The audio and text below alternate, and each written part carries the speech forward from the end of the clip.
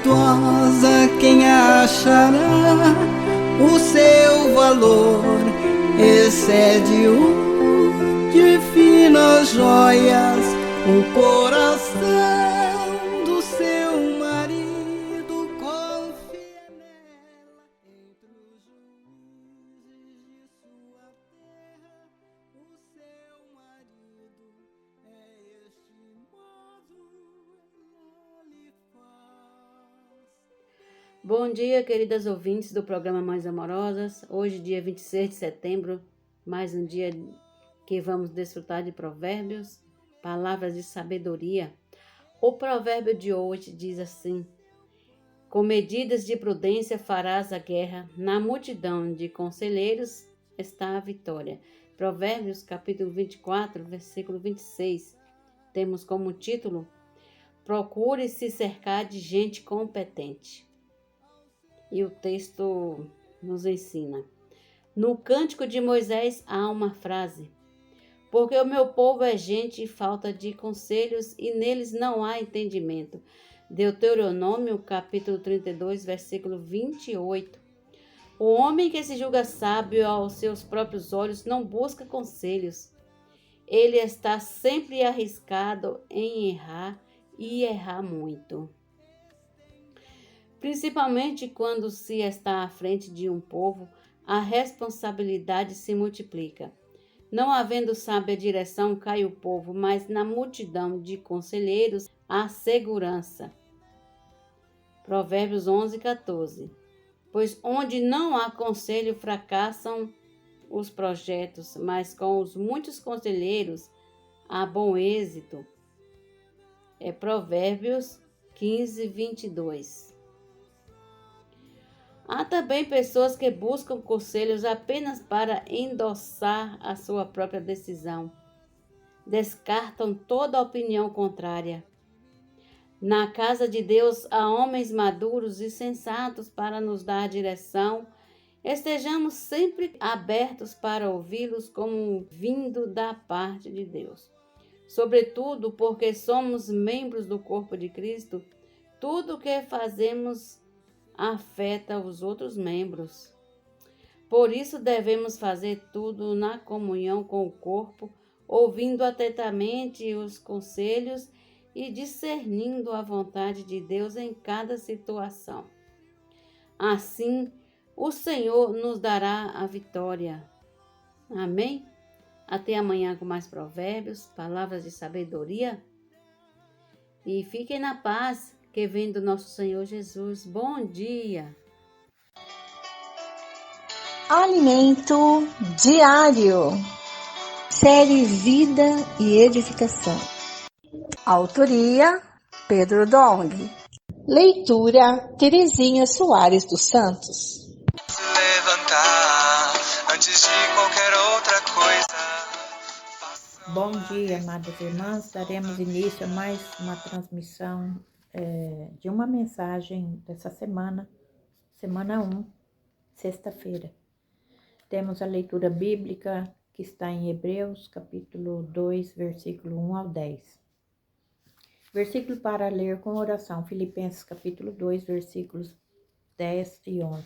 Para que, ao nome de Jesus, se dobre todo o joelho nos céus, na terra e debaixo da terra, e toda língua confesse que Jesus Cristo é o Senhor, para a glória de Deus Pai. O tema da mensagem de hoje é: quando termina o tempo? A terceira pergunta que estamos fazendo no decorrer dessa semana é: quando termina o tempo? O tempo termina quando a vontade de Deus for plenamente realizada, ou seja, quando todas as coisas estiverem sujeitas a Cristo, debaixo de seus pés. Embora, quando Cristo ascendeu ao céu, Deus o tenha colocado no topo, na região celestial, acima de todo principado e potestade, e todas as coisas já estejam debaixo de seus pés em posição, ainda não estão sujeitas de fato. Muitas coisas ainda resistem à autoridade de Cristo. Quem fará esse trabalho de sujeitar todas as coisas a Ele? A igreja, ou seja, você e eu. Em Hebreus lemos: Pois não foi a anjos que sujeitou o mundo que há de vir, sobre o qual estamos falando. Capítulo 2, versículo 5. Esse mundo que há de vir refere-se ao reino milenar.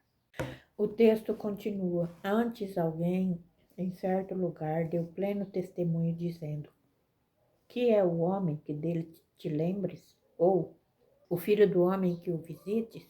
Mesmo após a queda, Deus não desistiu do homem. Ele criou-o segundo o anelo de seu coração. E é o homem quem cumprirá a sua vontade. Fizeste-o um pouco menor que os anjos, de glória e de honra o coroaste. E o constituíste sobre as obras das tuas mãos. De fato, fomos criados inferiores aos anjos em força e poder, mas por sua vontade. Deus nos concedeu honra e glória e nos constituiu sobre suas obras. Não foi a anjos que ele destinou isso, mas a nós. Conforme a promessa feita a Abraão, que se cumpre em Cristo, todas as coisas sujeitaste debaixo dos seus pés. Ora, desde que lhe sujeitou todas as coisas, nada deixou fora do domínio. Agora, porém, ainda não vemos todas as coisas a ele sujeitas. Podemos ver isso em Hebreus capítulo 2, versículo 8. Esta é nossa missão, sujeitar todas as coisas a Cristo. Mas ainda não vemos isso acontecer. Às vezes, nem nós mesmos estamos totalmente sujeitos a Ele. Então, como Deus realizará isso? Tudo será feito em Cristo. Em nós não temos essa capacidade. Por isso, o versículo seguinte afirma: vemos, todavia, que aquele que por um pouco tem sido feito menor que os anjos. Sim, Jesus, por causa do sofrimento da morte, foi coroado de glória e de honra, para que pela graça de Deus provasse a morte por todo homem. Hebreus capítulo 2, versículo 9. A morte de Cristo foi essencial para destruir o velho homem e gerar um novo. Convinha que aquele por cuja causa e por quem todas as coisas existem, conduzindo muitos filhos à glória, aperfeiçoasse por meio de sofrimentos o autor da salvação deles. Versículo 10. Voltando ao Evangelho de João, lemos: eu sou o caminho, a verdade e a vida. Cristo veio, morreu, ressuscitou e deu-nos vida. E por meio da vida, ele nos constitui com a verdade. Santifica-os na verdade. A tua palavra é a verdade. Capítulo 17, versículo 17. Somos santificados pela palavra quando imergimos, transcrevemos sua palavra, dormimos e acordamos com Deus. E quando formos totalmente santificados, Cristo nos introduzirá no Pai, que é santo. Esse processo é necessário para que sejamos levados à glória. Cristo é o caminho para isso. Toda autoridade foi concedida a Cristo. Eu, porém, constituí o meu rei sobre o meu santo monte Sião. Proclamarei o decreto do Senhor. Ele me disse: tu és meu filho, eu hoje te gerei. Pede-me e eu te darei as nações por herança e as extremidades da terra por tua possessão. Com vara de ferro as regerás e as despedaçarás como um vaso de oleiro. Salmo, capítulo 2, versículos 6 e 9. Cristo reinará sobre as nações conforme prometido a Abraão. Ele não reinará sozinho, mas com aqueles que foram introduzidos no Senhor.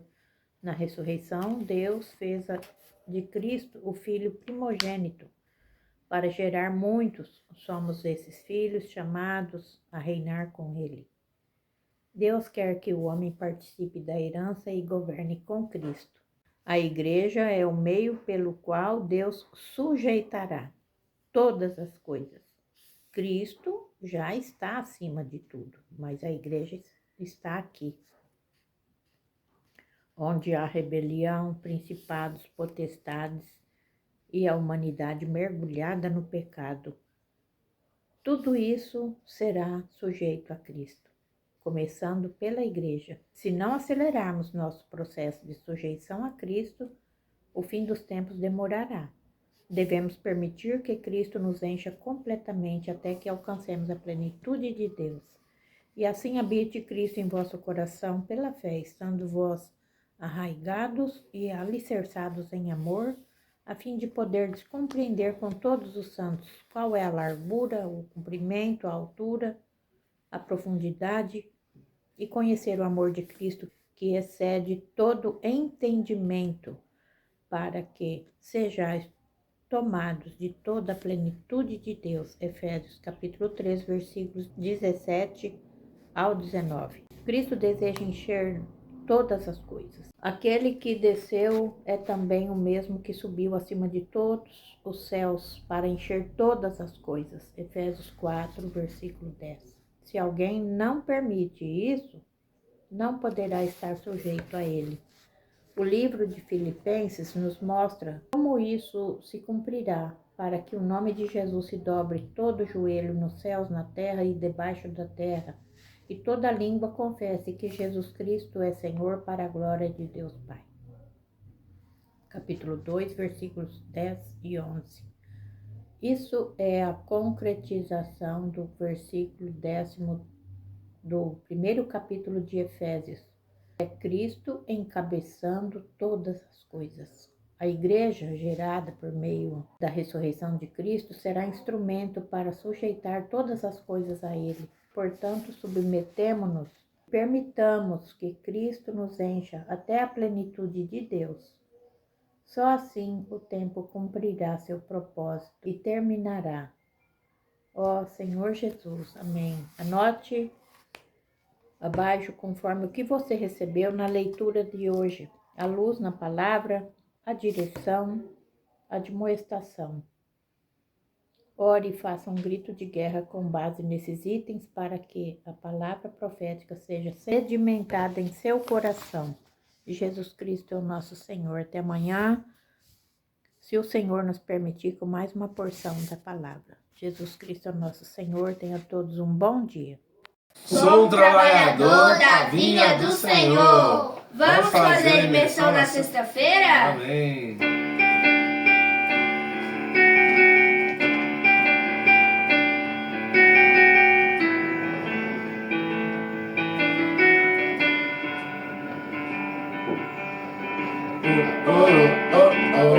Sou um trabalhador, sou um trabalhador, da vinha do Senhor, da vinha do Senhor.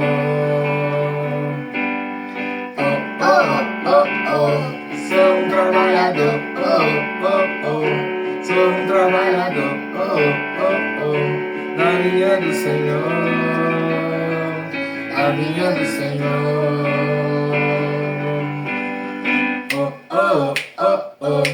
Sou um trabalhador,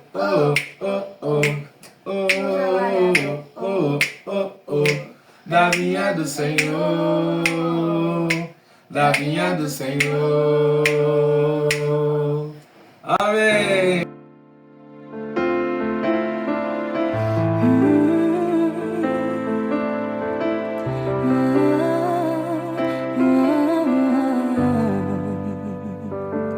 Tua sã palavra chove sobre mim e meu coração se abre para ti. Bom dia, amadas irmãs, queridas ouvintes do programa Mães Amorosas. Que prazer estar com vocês aqui nessa sexta-feira, já final de semana, né?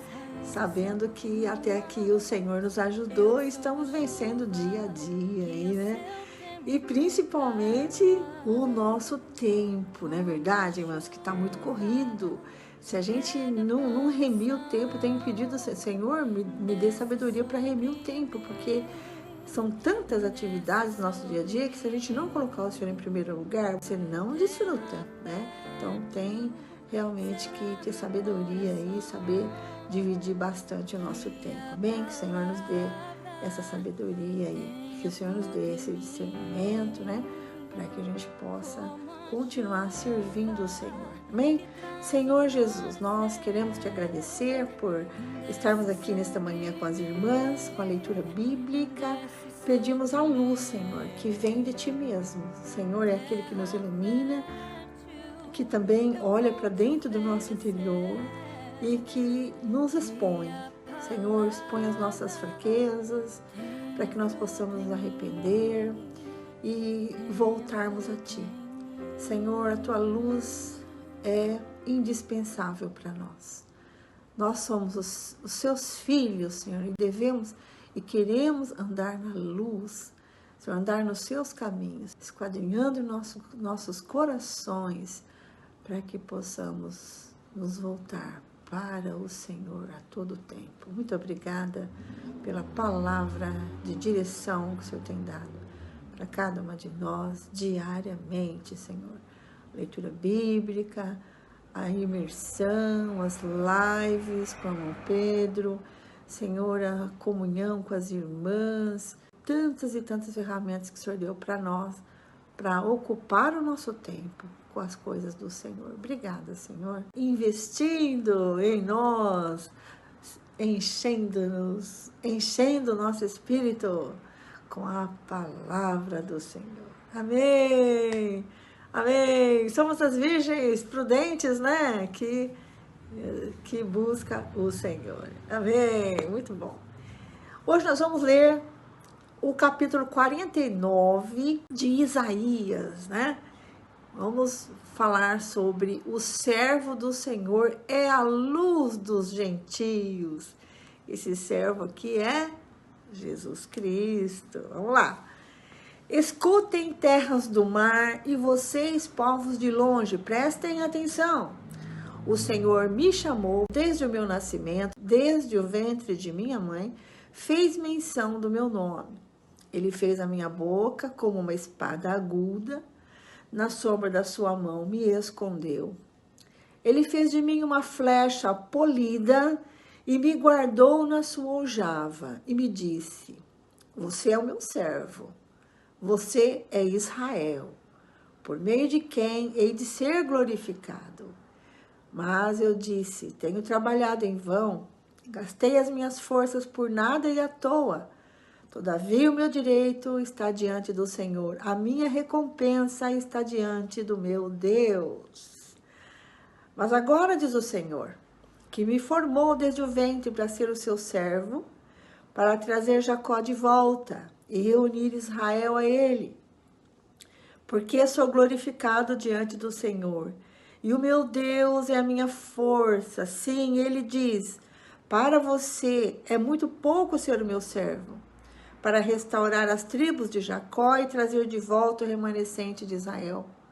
Farei também com que você seja uma luz para os gentios. Olha aqui Jesus, né? Não só uma luz para os judeus, né? Não só um servo para servir Israel, mas uma luz para nós, os gentios.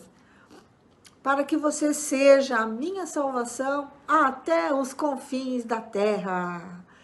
O Senhor, o Redentor e Santo de Israel, diz ao que é desprezado, ao que é detestado pelas nações, ao servo dos dominadores: os reis o verão e se levantarão, os príncipes se inclinarão diante de você, por amor do Senhor, que é fiel, e do Santo de Israel, que o escolheu. Quero ler uma nota para vocês aqui, que está na Bíblia anotada, que diz assim: no versículo 7 do capítulo 49, aqui o Messias é chamado de Israel, porque nele, somente nele, se realizará as expectativas de Deus, mostrando aqui mais uma vez que a lei não pode satisfazer a Deus, né? Somente ele, só Cristo, pode realizar tudo que o Senhor planejou, tanto para os judeus como para os gentios. Sua missão é reunir Israel a Deus e servir de luz para os gentios. O Senhor veio reunir, né, os povos, é verdade? Tanto judeus como gentios. Embora ele tenha sido desprezado na primeira vinda, Na segunda vinda ele será adorado. Foi desprezado, nasceu numa manjedoura, foi desprezado pelos israelitas, mas na segunda vinda ele vai ser adorado pelos remanescentes de Israel, né? Como o Senhor já profetizou. Amém. A restauração de Israel. Agora vamos ver versículo 8, a restauração de Israel. Assim diz o Senhor, no tempo aceitável eu escutei você, e no dia da salvação eu o socorri. Eu o guardarei e o farei mediador da aliança com o povo para restaurar a terra e repartir as propriedades devastadas, para dizer aos presos, saiam da prisão, e aos que estão em trevas, venham para cá, venham para fora. Eles pastarão ao longo dos caminhos e em todos os montes desertos terão seu pasto. Não terão fome nem sede. O calor forte e o sol não os afligirão, porque o que se compadece deles os guiará e os conduzirá aos mananciais das águas. Versículo 11. Transformarei todos os meus montes em caminhos, e as minhas estradas serão levantadas. Eis que estes virão de longe, e eis que aqueles virão do norte e do ocidente, outros virão da terra de Sinim. Alegrem-se, ó céus, exultem, ó terra, e vocês, montes, cantem de alegria, porque o Senhor consolou o seu povo e se compadece dos seus aflitos. Versículo 14, mas Sião diz, o Senhor me abandonou. O Senhor se esqueceu de mim. O Senhor responde, será que uma mulher pode se esquecer do filho que ainda mama, de maneira que não se compadeça do filho do seu ventre? Mas ainda que viesse a se esquecer dele, eu, porém, não me esquecerei de você. Às vezes, né, a gente passa por essa situação, né, achando assim, puxa, eu acho que o Senhor me esqueceu, né? Mas não, o Senhor está ali, está como uma mãe ali, né, vendo todas as coisas. Na hora que precisar de intervir, ele vem, né?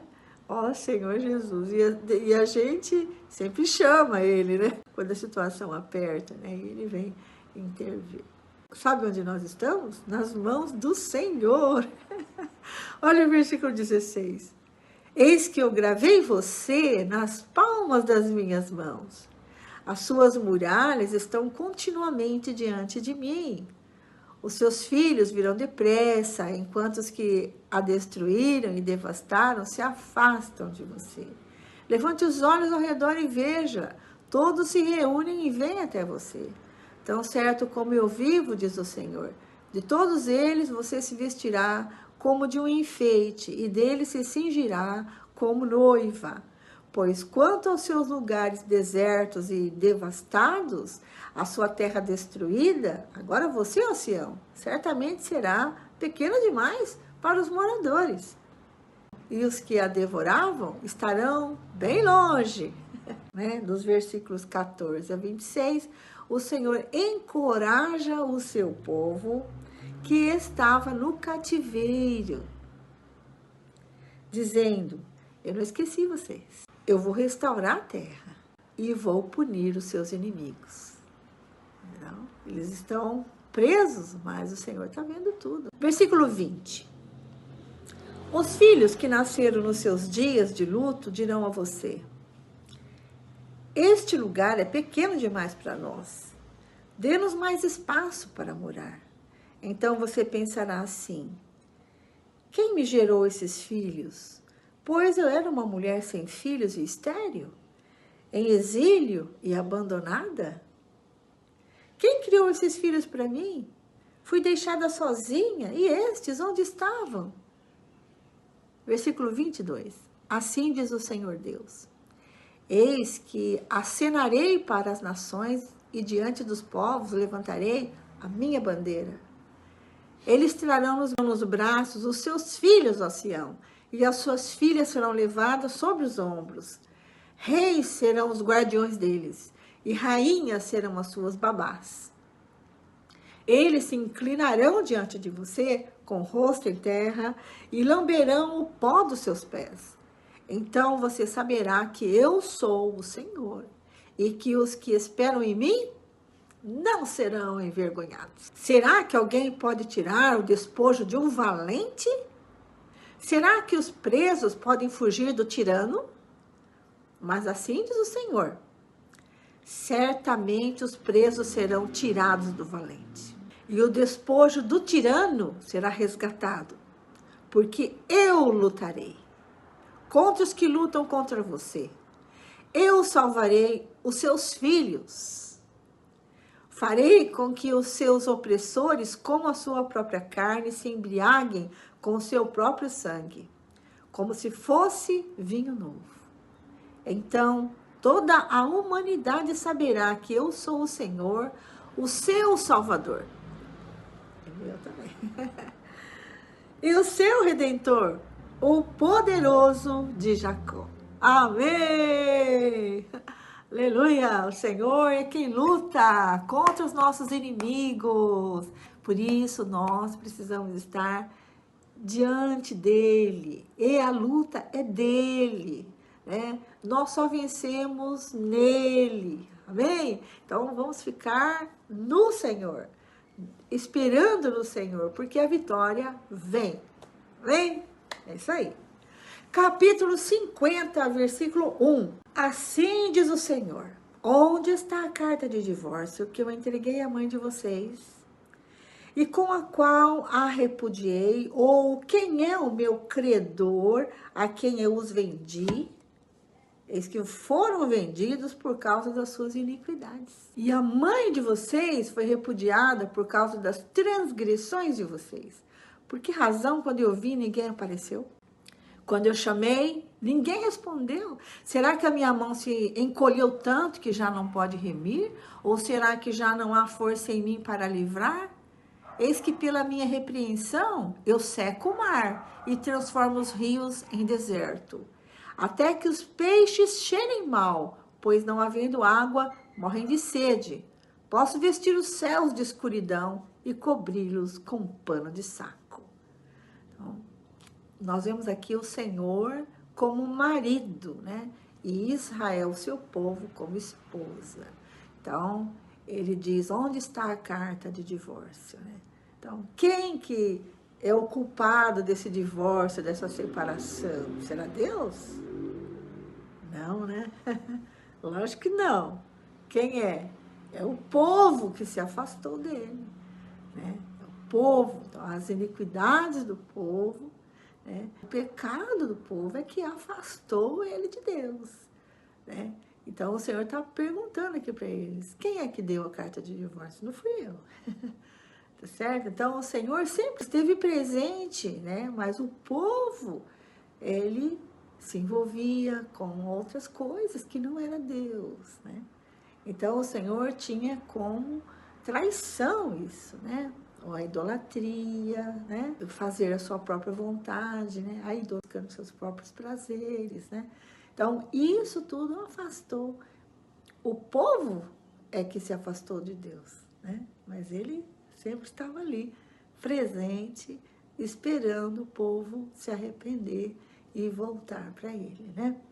Agora o Senhor vai falar um pouco mais sobre o servo do Senhor, que é Jesus Cristo, e Isaías profetiza aqui o sofrimento de Jesus, né? Comovente, né? O sofrimento e a fidelidade do servo do Senhor, versículo 4. O Senhor Deus me deu uma língua erudita, para que eu saiba dizer boa palavra ao cansado. Ele me desperta todas as manhãs. Desperta o meu ouvido para que eu ouça, como aqueles que aprendem. O Senhor Deus me abriu os ouvidos e eu não fui rebelde, nem me retraí. Ofereci as costas aos que me batiam e o rosto aos que me arrancavam a barba. Não escondi o rosto dos que me afrontavam e cuspiam em mim. Uma humilhação arrancar a barba, né? Porque a barba, ela demonstrava honra, né? Então, um homem honrado usava barba. Então, arrancar a barba é desprezar esse homem, né? O Senhor Jesus foi desprezado. E desprezado a ponto de cuspirem nele. Versículo 7. Porque o Senhor Deus me ajuda, por isso não serei humilhado. Por isso fiz o meu rosto como uma pedra, e sei que não serei envergonhado. Perto está o que me justifica. Quem ousará entrar em litígio comigo? Compareçamos juntos diante do juiz. Quem é o meu adversário? Que se aproxime de mim. Eis que o Senhor Deus me ajuda. Quem poderá me condenar? Eis que todos eles envelhecerão como a roupa, a traça os comerás. Quem de vocês teme o Senhor e ouve a voz do seu servo? Aquele que anda em trevas sem nenhuma luz? Confie no nome do Senhor e se firme sobre o seu Deus. Todos vocês que acendem fogo e se armam com flechas incendiárias, andem entre as labaredas do fogo de vocês e entre as flechas que vocês acenderam. De mim lhe sobrevirá isto. Vocês se deitarão em tormentos. No capítulo 50, dos versículos 4 a 9, nós vemos o contraste aqui, né, do servo obediente, né, com Israel, o povo que pediu carta de divórcio, né? Mas nós vemos a partir do versículo 4, Jesus Cristo sofrendo como servo do Senhor, sendo fiel, né? Esse é o título, sofrimento e fidelidade do servo do Senhor. Então, há um contraste bem grande aqui, né? Divórcio e fidelidade. E no versículo 10 nós vemos, né? Aqui também tem um contraste aqui, no versículo 10 e no versículo 11. No versículo 10 tem aqueles que confiam no nome do Senhor, né? Que está em trevas, mas confia no nome do Senhor e são iluminados. E no 11, tem os que acendem fogo e se armam com flechas incendiárias, né? Ou seja, usam a sua própria luz. Não é a luz divina, é a luz deles mesmo. E para esses, o Senhor diz que eles deitarão em tormentos, né? Então, é muita diferença aqui, né? Andar na luz do Senhor, né? E andar com a sua própria luz. A nossa própria luz, ela apaga, né? Tá certo? E a luz do Senhor é permanente. Então, Senhor Jesus, que nós possamos estar na luz do Senhor, né? Graças ao Senhor, hoje nós estamos debaixo da luz do Senhor. Então, olha que riqueza, né? E a gente sempre tem uma escolha, não é verdade? Mas você quer viver por si mesmo ou você quer viver por Cristo? Então, deixar Cristo viver em nós é a melhor escolha. Que todos nós possamos escolher sempre, sempre o Senhor. Amém? Até amanhã, se Deus quiser. Agora fiquem com a irmã Lene, que continua a leitura bíblica com Salmos, Provérbios e o livro de Efésios. Muito rico também, irmãs. Todos esses livros aí. Deus abençoe e até amanhã com mais leitura bíblica. É sábado, mas a gente vai estar aqui, se Deus quiser. Tchau. Bom dia, irmã Vera. Bom dia, irmãs, ouvintes. Vamos continuar com a leitura bíblica do dia 26 de setembro. Hoje vamos ler Salmos capítulo 69, versículos 1 ao 18, Provérbios capítulo 24, versículos 5 e 6, e vamos ler também a carta de Paulo aos Efésios, capítulo 4, a partir do versículo 16, e vai até o capítulo 5, versículos 1 e 2. Vamos iniciar a leitura com os Salmos. Fala assim: Salva-me, ó Deus, porque as águas me sobem até a alma. Estou atolado num profundo lamaçal que não dá pé. Entrei em águas profundas e estou sendo arrastado pela correnteza. Estou cansado de clamar e a minha garganta secou. Os meus olhos esmorecem de tanto esperar por meu Deus. Os que sem razão me odeiam são mais numerosos do que os cabelos da minha cabeça. São poderosos os que querem me destruir. os que com falsos motivos são meus inimigos. Por isso tenho de restituir o que não roubei. Tu, ó Deus, bem conheces a minha insensatez, e as minhas culpas não te são ocultas. Não sejam envergonhados por minha causa os que esperam em ti, ó Senhor Deus dos exércitos. Nem por minha causa sofra vexame os que te buscam, ó Deus de Israel. Pois tenho suportado afrontas por amor de ti, e o meu rosto se cobre de vergonha. Tornei-me um estranho para os meus irmãos e um desconhecido para os filhos da minha mãe. Pois o zelo da tua casa me consumiu, e as ofensas do que te insultam caem sobre mim. Chorei, jejuei, mas até isto se tornou motivo de deboche para mim. Pus num pano de saco por roupa e me tornei motivo de provérbio para eles. Os que se assentam junto ao portão da cidade falam de mim, e sou motivo para cantigas de bêbados. Quanto a mim, porém, Senhor, faço a ti em tempo favorável a minha oração. Responde-me, ó Deus, pela riqueza da tua graça, pela tua fidelidade em socorrer, livra-me do lamaçal, para que eu não me afunde, que eu seja salvo dos que me odeiam e das profundezas das águas. Não deixes que a corrente das águas me arraste, nem que as profundezas do abismo me engulam, nem que se feche sobre mim a boca do poço. Responde-me, Senhor, pois compassiva é a tua graça. Volta-te para mim segundo a riqueza das suas misericórdias. Não escondas o rosto ao teu servo, pois estou angustiado. Responde-me depressa. Aproxima de minha alma e redime-a. Resgata-me por causa dos meus inimigos. Amanhã terminaremos o Salmo 69. Agora vamos ler Provérbios, capítulo 24, versículos 5 e 6. Quem é sábio é forte, e aquele que tem conhecimento consolida a sua força.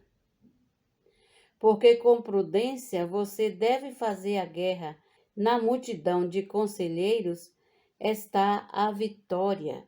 Amém, é verdade. Agora vamos ler Efésios, capítulo 4, a partir do versículo 17. A santidade cristã oposta à dissolução. Isto, portanto, digo e no Senhor testifico: não vivam mais como os gentios que vivem na vaidade dos seus próprios pensamentos, tendo o seu entendimento obscurecido, separados da vida que Deus concede por causa da ignorância em que vivem, pela dureza do seu coração. Tendo se tornado insensíveis, eles se entregaram à libertinagem para, de forma desenfreada, cometer todo tipo de impureza. Mas não foi assim que vocês aprenderam de Cristo, se é que de fato ouviram falar dele e nele foram instruídos, segundo é a verdade em Jesus. Quanto à maneira antiga de viver, vocês foram instruídos a deixar de lado a velha natureza que se corrompe segundo desejos enganosos, a se deixar renovar no espírito do entendimento de vocês e a se revestir da nova natureza criada segundo Deus, que em justiça e retidão procedentes da verdade. Por isso, deixando a mentira, que cada um fale a verdade com o seu próximo, porque somos membros do mesmo corpo. Fiquem irados e não pequem. Não deixe que o sol se ponha sobre a ira de vocês, nem deem lugar ao diabo. Aquele que roubava não roube mais, pelo contrário, trabalhe fazendo com as próprias mãos o que é bom, para que tenham o que repartir com o necessitado. Não saia da boca de vocês nenhuma palavra suja, mas unicamente a que for boa para a edificação, conforme a necessidade, e assim transmita graça aos que ouvem. E não entristeçam o Espírito de Deus, no qual vocês foram selados para o dia da redenção. Que não haja no meio de vocês qualquer amargura, indignação, ira, gritaria e blasfêmia, bem como qualquer maldade. Pelo contrário, sejam bondosos e compassivos uns para com os outros, perdoando uns aos outros, como também Deus em Cristo perdoou vocês. Capítulo 5, versículos 1 e 2. Portanto, sejam imitadores de Deus como filhos amados, e vivam em amor, como também Cristo nos amou e se entregou por nós como oferta e sacrifício de aroma agradável a Deus. Amém? Que leitura maravilhosa! Efésios é um livro muito rico. Quantas exortações! Nossa, Senhor Jesus! Amém, irmãos? Bom dia, queridas ouvintes e queridas irmãs. Fiquem na paz, que vem do nosso Senhor Jesus. Até amanhã com mais uma leitura bíblica.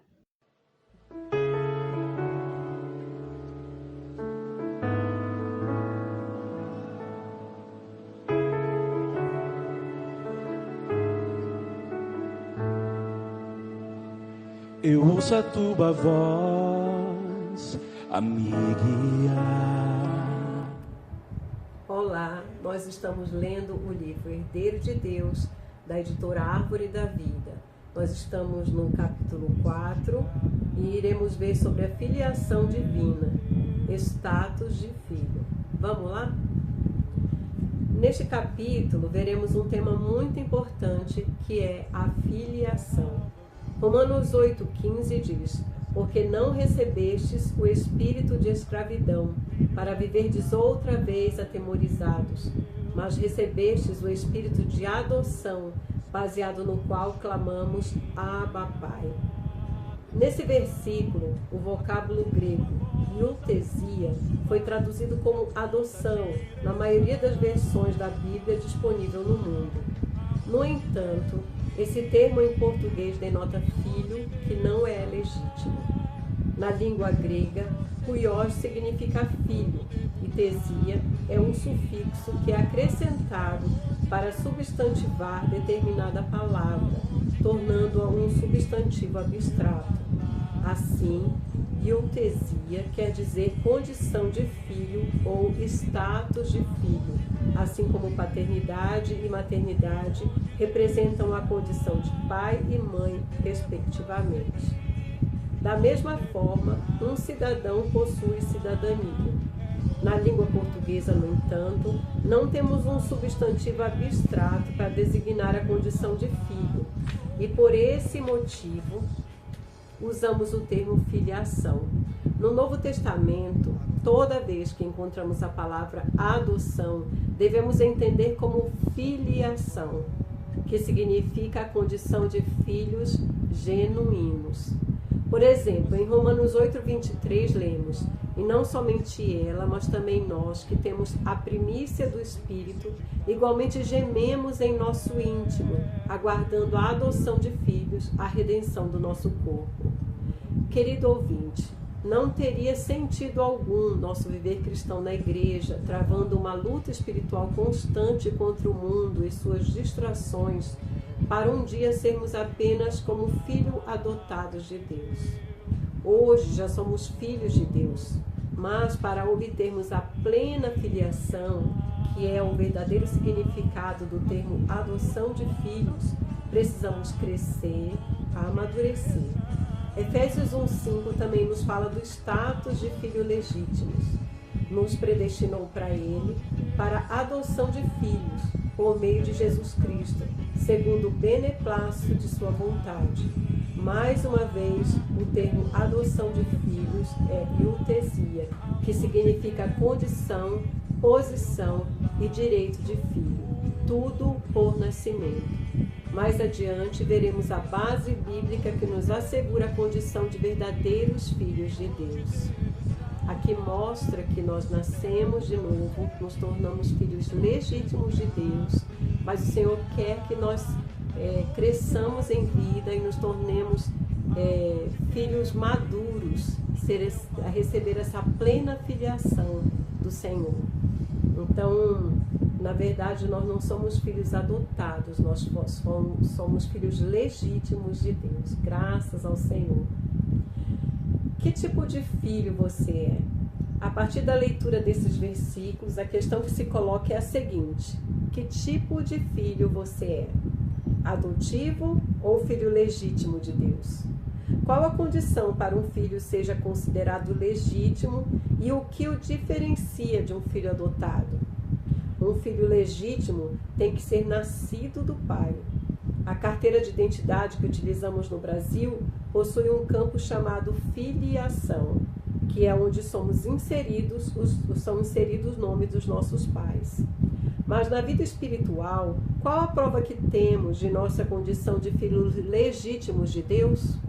João 1,12 diz: mas a todos quantos o receberam, deu-lhes o poder de serem feitos filhos de Deus, a saber, aos que creem no seu nome.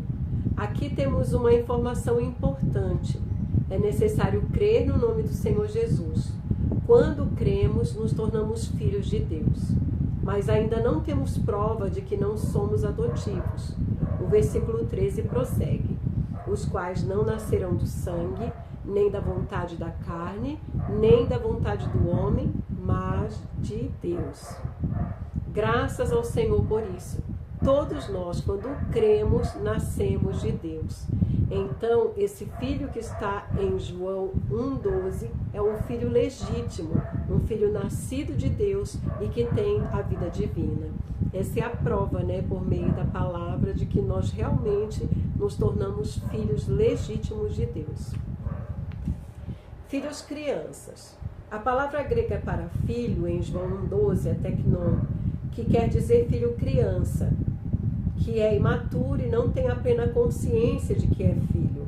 Por exemplo, um bebê de 6 meses chora, gosta de estar no colo da mãe, mas aquele bebê ainda não tem a plena consciência de que aquela mulher é a sua mãe. Tanto é que, se for adotado segundo o significado em português dessa palavra e criado por outro casal, ele provavelmente nunca saberá quem são seus pais biológicos. Esse é apenas um exemplo. Isso indica que aquele bebê não tinha plena consciência de seus verdadeiros pais. Portanto, o teknon precisa crescer.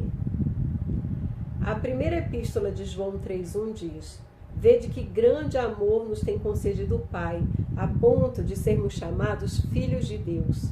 Aqui temos novamente o termo teknon. Ser chamado filho de Deus já é algo muito grande, mas talvez Satanás pudesse contestar e dizer que apenas somos chamados. Para tirar qualquer dúvida, João prossegue: e de fato somos filhos de Deus. Precisamos ter essa convicção no fundo do nosso coração de que nós, que um dia cremos no Senhor, nos tornamos filhos de Deus. Essa é a nossa verdadeira identidade e devemos nos alegrar e dar o devido valor a esse fato. O vocábulo teknon também aparece em Romanos 8,16, que diz: o próprio Espírito testifica com o nosso espírito que somos filhos de Deus. O próprio Espírito, escrito em maiúsculo, que é o Espírito de Deus, testifica com o nosso espírito, em minúsculo, que somos teknon de Deus. Conforme vimos, esse filho é alguém ainda imaturo, uma criança espiritual, que não tem a plena consciência da sua filiação. Como um filho que ainda está crescendo não chegou à maturidade, o Espírito de Deus, o Espírito Santo, precisa frequentemente lembrá-lo da sua identidade. Vemos outro exemplo. Considere um adolescente de 17 anos que vive na vida da igreja e sabe que esse é o seu lugar. Contudo, a pressão do mundo é muito grande e os colegas o chamam para uma balada. No começo, o jovem fica hesitante, mas os colegas insistem e ele acaba cedendo às pressões. Então, no meio da festa, o Espírito vem e o ilumina. O que você está fazendo aqui? Você é um filho de Deus. Nesse momento, o jovem pede a paz e tem o desejo de voltar para casa. Note que ele não estava com a consciência plena de que era filho de Deus, mas o Espírito Santo, por amá-lo, entrou em cena para lembrá-lo desse fato. Quando esse jovem volta para casa, ele se sente muito mal e pode achar que Deus não quer mais. Mas aí o Espírito novamente testifica com o seu espírito de que ele é filho de Deus. Pelo fato de não ter essa consciência sempre presente, o Espírito precisa lembrá-lo constantemente. Graças ao Senhor pelo Espírito, que nos faz lembrar de que, de fato, nós somos filhos legítimos de Deus. Colocados na igreja, na vida da igreja para crescer. Talvez haja alguns leitores ou leitoras que sentem que Deus não mais os quer como filhos, pois em algum momento no passado fracassaram. Pelo fato de terem se contaminado com o pecado ou pelos conflitos interiores em relação à sexualidade ou vícios, alguns podem se sentir fracassados ou até mesmo rejeitados pelo Senhor. No entanto, se você creu no Senhor e recebeu o Espírito para dentro de você, esse mesmo Espírito testifica que você é um filho de Deus e que Deus o ama. Você não é um fracassado. Você continua sendo um filho e um herdeiro. Um filho herdeiro, quando cai, se levanta e continua a corrida, porque Deus ainda deseja entregar-lhe o reino. Como é precioso saber que nós temos essa oportunidade. Nós, como filhos legítimos, ainda que nós caiamos, nós podemos nos levantar e prosseguir até nos tornarmos esses filhos maduros. Diante de tantas provações e tentações que o mundo nos apresenta, que muitas vezes resultam em conflitos, alguns cristãos acabam se esquecendo do mais importante. Deus é amor e Ele nos ama. Ó Senhor Jesus, Ele ama o seu corpo, a igreja, e ama cada um de nós individualmente. Por isso, a todo momento, mesmo em meio às dificuldades, podemos nos sentir abraçados e beijados por Ele. Deus não está preocupado com o que fizemos ou deixamos de fazer e com os fracassos que eventualmente já tivemos. Deus quer você e deseja a sua felicidade em todos os campos da sua vida. Precisamos ter a consciência de que somos seus filhos e cada um de nós é importante e indispensável para Ele e para a igreja. No entanto, apenas sermos técnon não é suficiente. Por isso Deus nos fez seus filhos e nos colocou na igreja, onde estamos sendo preparados para reinar com Ele no mundo vindouro. Nesse ambiente temos a oportunidade de crescer em vida e aprender a administrar os negócios do Pai. Qual é o grande negócio de Deus? As pessoas. Deus não está interessado em coisas, e sim em pessoas. Hoje, o maior patrimônio de Deus é cada um de seus filhos.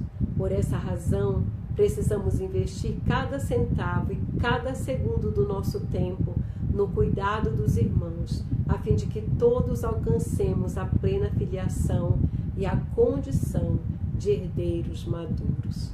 Graças ao Senhor, porque nós somos esses filhos legítimos, que Deus ama, que Deus cuida, que Deus assim está sempre chamando, procurando nos trazer de volta, para que nós possamos assim ser guardados nesse viver de igreja, onde nós temos a oportunidade de sermos trabalhados por Ele, de crescer em vida. E o maior projeto, o grande negócio de Deus não são coisas, são pessoas.